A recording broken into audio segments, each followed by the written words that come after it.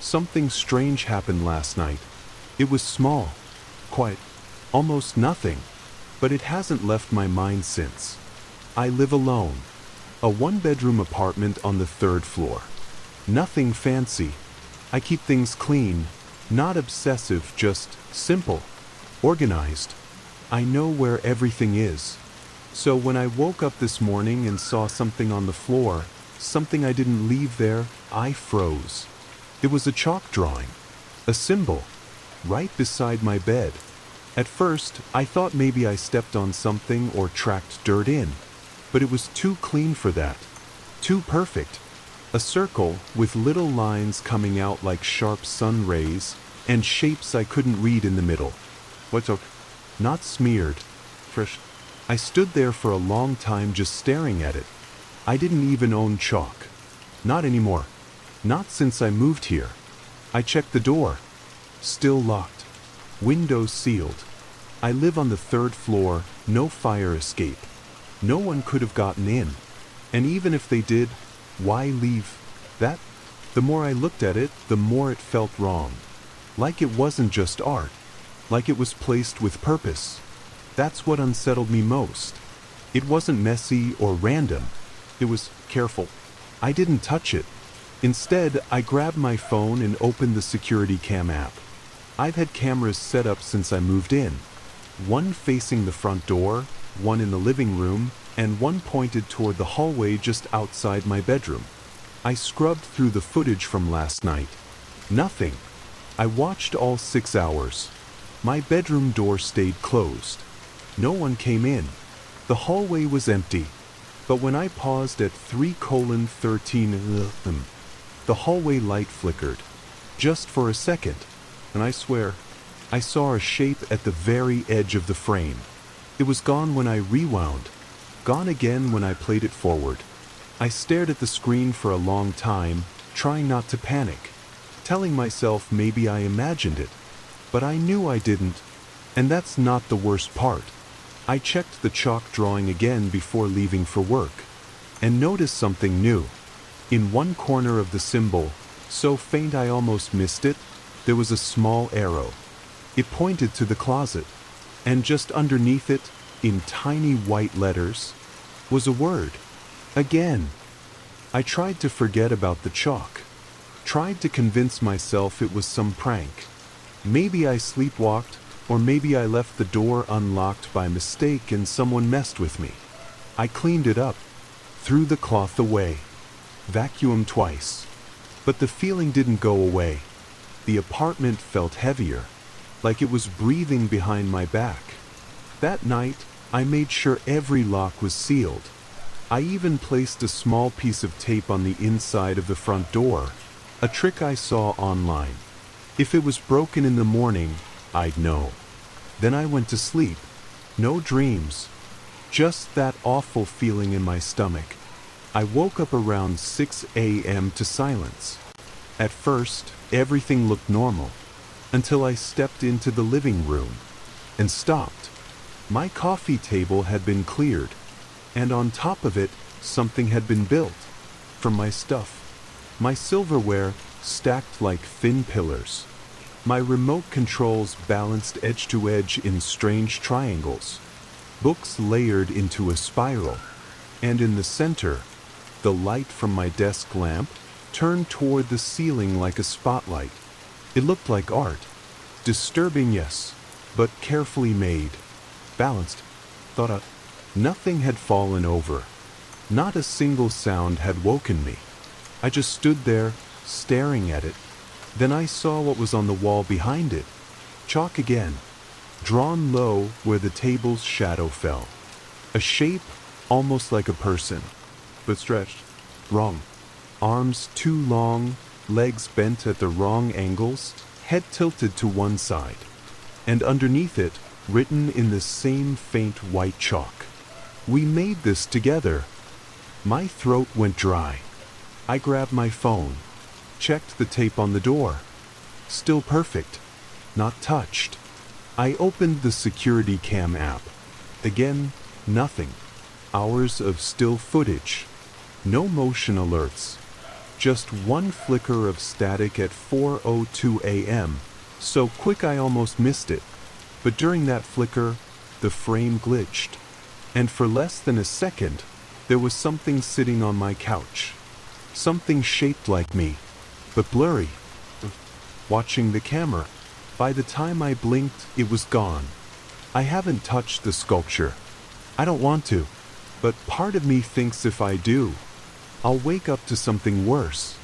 And now every time I walk into the living room, I feel like someone is waiting for me to finish what they started. The sculpture stayed on the coffee table for 2 more days. I didn't move it, didn't clean it. I barely even looked at it. I just walked around it like it was sacred or cursed. It didn't fall. Not once. Even when I opened a window and the wind rushed in. And that chalk figure on the wall behind it? Still there. Still staring. I kept checking the cameras. Over and over. Every night before bed, and every morning after waking up. I needed answers. Or at least proof. But every time I watched the footage, nothing. No person. No movement. No shadows. Just hours of silence. The camera never caught the sculpture being made. Never caught the chalk being drawn. And that flicker I saw before, the thing that looked like me on the couch? It wasn't there anymore. Even the static was gone. Like it had been erased. Wiped clean. At first I thought maybe the app was broken. So I copied the footage to my computer. Slowed it down frame by frame. Still nothing. Just this horrible stillness. I even tried sleeping in the living room one night, thinking maybe I'd catch it live. I left all the lights off. Pretended to sleep on the couch with my phone in hand, recording. At 3:08 a.m., I heard something. Soft tapping. Not fast. Not loud. Just slow and steady. I didn't move. I kept breathing slow. Kept pretending. The sound continued for maybe a minute. Then stopped. I waited. Nothing else happened. In the morning, I checked the recording. And I swear, I heard a voice. Very low. Very close to the mic. It said, "Are you done watching?" I dropped my phone. When I looked up, the sculpture was gone. Completely gone. The table was empty. Every item back in its place. Forks in the drawer. Books on the shelf. Like it had never been there at all. So there was a new chalk mark. This time on the ceiling. Right above where I slept. A small circle with a dot in the center. And underneath it. Then stop pretending. I stopped sleeping for long. Just short naps. Maybe an hour here, an hour there. But even those hours were enough for the dreams to start. The first one felt like a memory I didn't recognize. I was standing in my hallway. Only the hallway was longer than it should be, much longer. And on both sides of the walls were drawings. Dozens of them. Scratched in chalk. But they weren't random. They were mine. My face. My clothes. My apartment door. At the end of the hallway in the dream, there was a mirror. But I never made it there. Because just before I reached it, I heard someone breathing behind me. Then I woke up. I sat up in bed, sweating, trying to shake it off. But when I walked out to the living room, I stopped cold. Because it was there. One of the drawings from the dream. On the wall beside the kitchen. Same lines. Same shape. Same size. A chalk outline of my apartment door with a second door drawn next to it. A door that doesn't exist. I didn't tell anyone about the dream. I didn't write it down. But somehow, it was copied here. Like someone had watched it with me. It happened again the next night. This time, I dreamed I was in the bathroom. Standing at the sink. And in the mirror, I saw the back of my head. Like the reflection wasn't in sync. Like it had turned around without me. When I woke up, the mirror in my real bathroom had a smudge. Not on the surface, behind the glass. It looked like a handprint, pushed up against the other side. Open fingers, pale shape, pressed from within. I didn't scream. I didn't cry. I just sat on the edge of the tub and stared at my reflection, waiting. It didn't move. Not this time. But I knew it was only a matter of time. That morning, there was a new piece of art, drawn on the back of my bedroom door. A chalk sketch of me, standing in front of a mirror, and something behind me, drawn in heavy black lines. It had no face, only a blank head, and underneath it, in the same neat handwriting as before. This one was your idea. I hadn't touched the rug in my hallway since I moved in. It was already here when I signed the lease. Worn in the middle. Ugly, to be honest, but I'd gotten used to it. It had always just been there.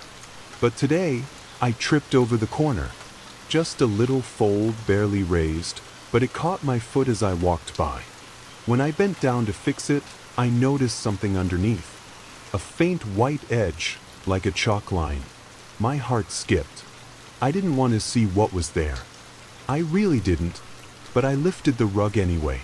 The wood underneath was cold, uneven, and in the center of the floorboards, surrounded by pale chalk dust, was a carved signature, like someone had taken a knife or a nail and scratched it deep into the wood.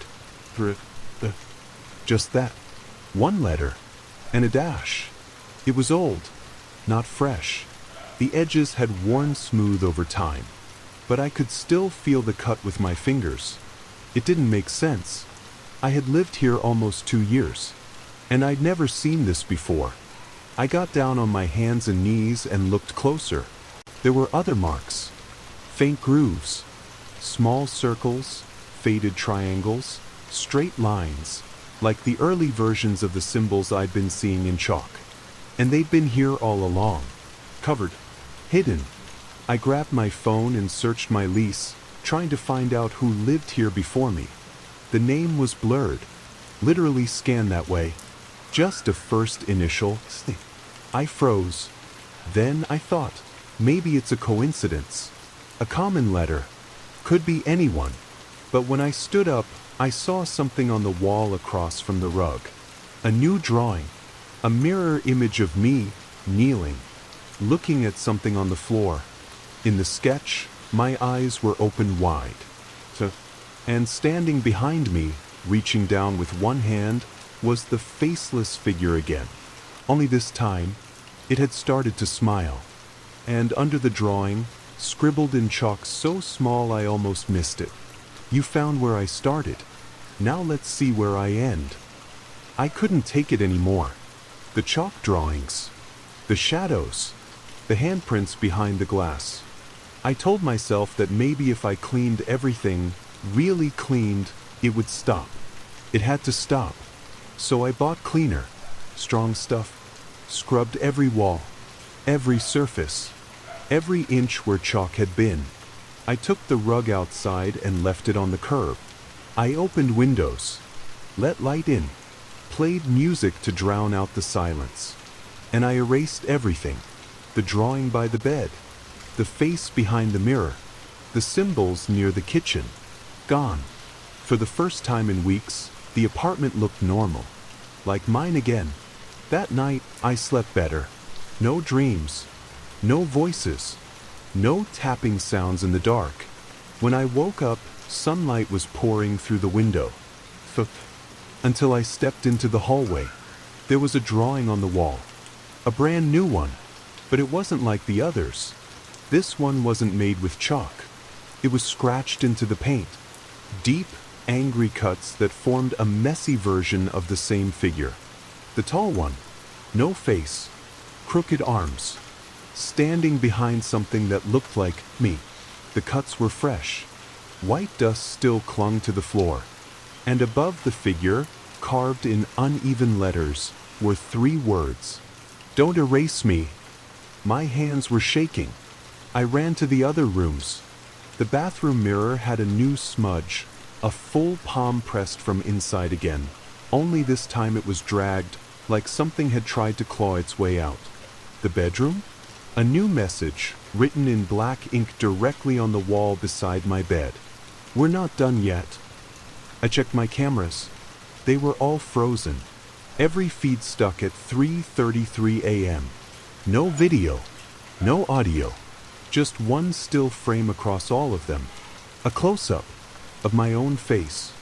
Eyes open, mouth slightly parted, looking straight into the lens. But I never looked at the camera last night. I never even left my bed. I don't remember doing that. And yet, the version of me in that image looks wide awake, like he was watching something. And behind him, just out of focus, barely visible at the edge of the frame, there was a hand, thin, reaching toward his shoulder. I stopped trusting mirrors last night. It started with something small. Again, I was brushing my teeth. Normal night. Lights on. Same routine. I looked into the mirror, and my reflection looked back.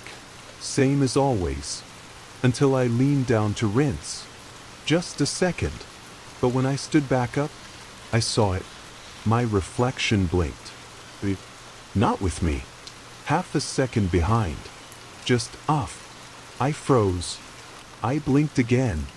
The reflection copied it. Late again. Delayed. Like it was watching, not mirroring. I waved my hand. It followed, slower than it should have. I backed away from the sink. The air felt thick. My ears started ringing. My stomach dropped. I turned off the light and closed the bathroom door. Sat down on my bed and tried to tell myself I was just tired, that maybe I imagined it. But then I heard it, the tap on the mirror, not from outside the bathroom, from inside. I didn't move for a full 5 minutes. Then opened the door, slowly. The light was off, but the mirror was glowing faintly, just a little, enough to see that there was now condensation on the glass, even though no one had showered. And in the middle of that foggy surface, someone had drawn a symbol, a circle with a slash through it, just like the one I had seen scratched under the rug. The same signature, only now it wasn't carved. It wasn't chalk. It was done in grease, from a fingerprint. And just below that symbol, words appeared. They hadn't been there before. I swear they weren't. But now, in faint writing that grew darker the longer I looked. Said, "I can see you better from this side. I haven't used the bathroom since. I covered the mirror with a sheet, taped it down, glued it, but I still hear tapping every night, always between 3 and 4 a.m., sometimes soft, sometimes frantic. And once, just once, I heard something that made my blood freeze. A whisper from the other side of the glass. You shouldn't have erased me." I woke up feeling like someone was watching me. Not from the window, not from the hallway, from above. I was lying flat on my back, staring at the ceiling, and I saw it. A drawing. It hadn't been there the night before. I would have noticed. I always look at the ceiling now before I sleep. But this was new. Chalk again. Pale white lines. It was me, lying in bed. Same blanket. Same position. Same bend in my arm. And next to the figure, a second one. Standing. Leaning over. Its face wasn't drawn. Just a blur, like the chalk had been smudged on purpose. But its hand was extended inches from my sleeping head. I didn't move. I just lay there staring up at it. My skin went cold. My mouth felt dry. I couldn't tell how long I stayed like that. Eventually, I whispered to the ceiling, "What do you want from me?" No answer. But a few minutes later, my phone buzzed. A text. No name. No number. Just a blank sender. And one message. "You're not finished." I wanted to scream, to throw the phone, to run out the door. But I didn't. Because the moment I sat up, something fell onto my blanket. A piece of chalk, still warm, like it had just been used. I picked it up with shaking hands and looked back at the ceiling. The drawing had changed. Now both figures, me and the other, were sitting up, facing each other. And under the bed in the drawing, there was a new shadow, thick, spreading outward, and written in the corner, barely visible. Look down. I froze, because I realized the chalk wasn't just warm. It was dusty, and the dust was already on my blanket, like someone had drawn the ceiling sketch while I was asleep beneath it. I woke up coughing. The taste was awful, bitter, like sand and chemicals. When I sat up, I could feel it on my tongue, chalk. I ran to the bathroom and spat into the sink. White dust, so much of it, on my tongue, my gums, even in the corners of my lips, like I'd been chewing it in my sleep. But I didn't eat anything last night. I went to bed without dinner, and I had locked the bedroom door. The chalk was there. I washed out my mouth until the water ran clear. Then I looked in the mirror. The sheet I'd taped over it had fallen again, one corner hanging loose, and in the foggy glass, I saw a smudge on my cheek, a fingerprint. Someone had touched my face, and not lightly. It had left a faint white mark, like they'd used powdered chalk instead of skin. I backed away, tried to breathe, but the air in the apartment suddenly felt wrong again. Heavy. I checked the bedroom, the walls, the floors, and when I moved the edge of the bed skirt to look underneath, there was a pile of chalk pieces. Broken, bitten, some looked wet, and worst of all, one of them had teeth marks. My teeth. I sat there, staring, trying to make sense of it. Then I noticed the latest drawing. Not on the ceiling this time. It was on my closet door. A life-size sketch of me, standing, mouth open, head tilted slightly like in a trance. And in my chalk-drawn hand, a stick of chalk, pressed against the wall, like I was the one drawing it. And beneath the figure, written in smaller, shakier letters than usual, "Don't remember? That's okay. I do." It was behind the couch. I only found it because I dropped the remote and had to reach way down, where no one ever looks. My fingers brushed something that wasn't supposed to be there, thick, soft-covered, and dusty. A sketchbook, black cover, no label, just a few chalk fingerprints on the front. I swear I've never bought one like this. But when I opened it, my stomach turned. The first page was a drawing of me, sleeping, in my bed, same blanket, same twisted sheets, and next to my bed, the figure, tall, shadowy, still faceless. Its hand hovered over my mouth, like it was feeding me something. The next page showed me at the bathroom sink, staring into the mirror, but the reflection had no eyes. Then the next, me again, but this time I was drawing on the wall. And I looked happy, like I wanted to, like I loved it. I flipped through page after page, and every single one was like that. Moments from the last week, drawn in chalk and charcoal. From angles I couldn't have seen myself. But the style, the line work, it looked like mine. My sketching, my habits, my strokes. I haven't drawn anything in years. Not since high school.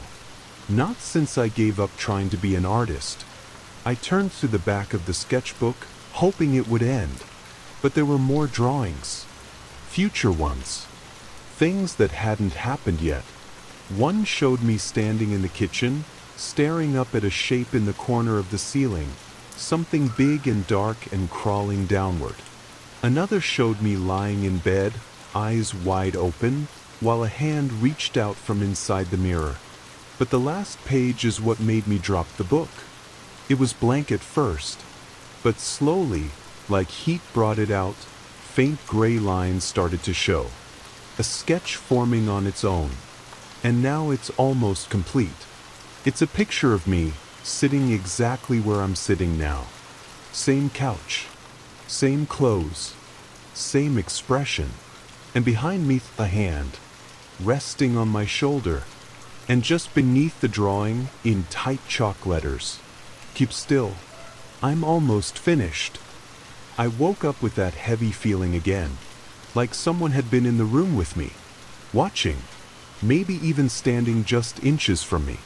But this time, it wasn't just a feeling, because when I opened my eyes and turned toward the bedroom wall, there was a signature there, not in chalk, not scratched, but painted. Smooth, curved strokes in thick black ink, like someone had taken their time. The same signature from before. But now it was huge, centered perfectly over my headboard, just a few feet above where I slept. And below the signature, a single sentence. "I live here too." I just sat there, frozen, breathing slowly, trying to tell myself this was some kind of trick. That maybe I did it in my sleep. Maybe this was all just a very long breakdown. But deep down, I knew it wasn't. I got out of bed and checked the front door. Still locked. Chain on. Deadbolt in place. Windows were sealed. No signs of entry. And yet, this new message, it was fresh. Still smelled like paint. And worst of all, there were footprints, leading away from the wall. Their long, strange spacing, like whoever made them didn't walk quite right. They started at the head of my bed and ended at the closet. My closet.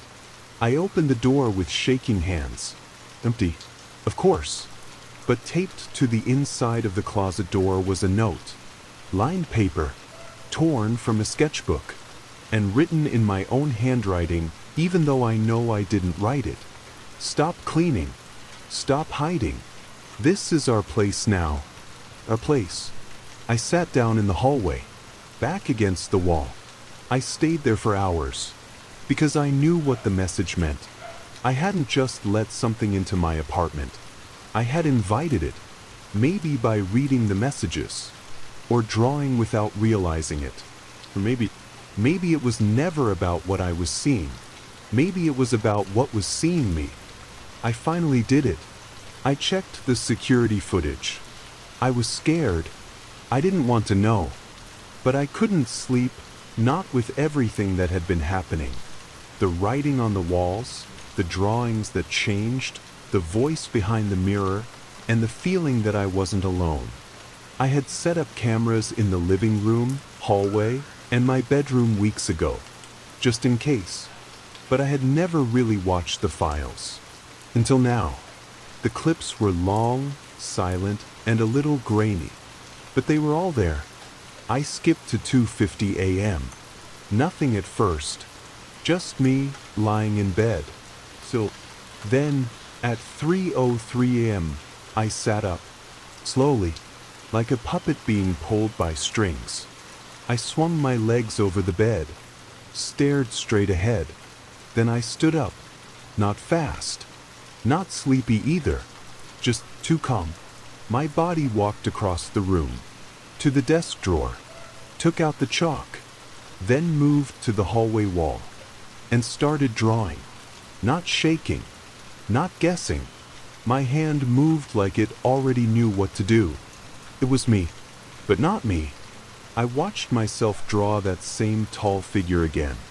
Carefully, with detail, long arms, no face. Then I wrote something beside it. I paused the video. Zoomed in. I couldn't read it at first, but eventually the letters came into focus. I had written, "The artist must sleep so the other can work." I felt sick. I kept watching. My body moved from wall to wall, drawing, smiling, sometimes whispering. But the creepiest thing? At exactly 3:33 a.m., I looked directly into the camera, eyes wide, still smiling, and I whispered something. I had to turn up the audio 3 times to catch it. It wasn't loud, just soft enough to freeze me in my seat.